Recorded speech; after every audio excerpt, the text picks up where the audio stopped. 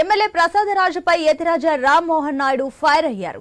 నర్సాపురం అభివృద్ధిని గాలికి వదిలేసి ఎమ్మెల్యే ప్రసాద్ రాజు పార్టీ కార్యక్రమంలో తిరుగుతున్నారని మండిపడ్డారు.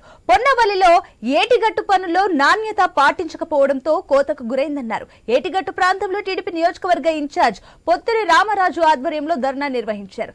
ఏటిగట్టు పనులను నెల రోజుల్లో పూర్తి చేస్తామని చెప్పిన ఎమ్మెల్యే 18 నెలలు గడుస్తున్నా ఎందుకు పూర్తి చేయలేదని ప్రశ్నించారు. ప్రజా సమస్యలు పరిష్కరించ లేని ఎమ్మెల్యే తక్షణమే రాజీనామా చేయాలని డిమాండ్ చేశారు.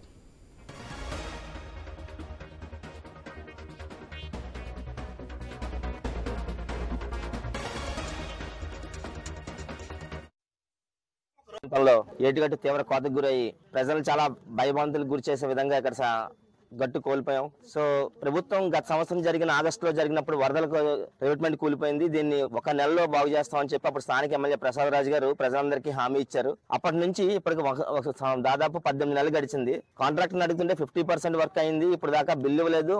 మేము వర్క్ ఎలా చేస్తామని ఆయన అంటాడు.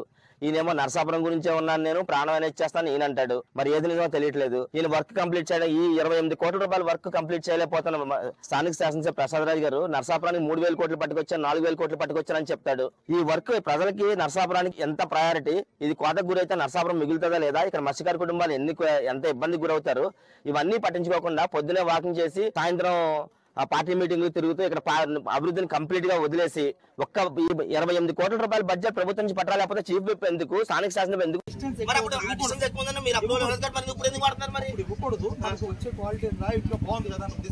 మరి దాన్ని అప్రూవ్ చేయించినప్పుడు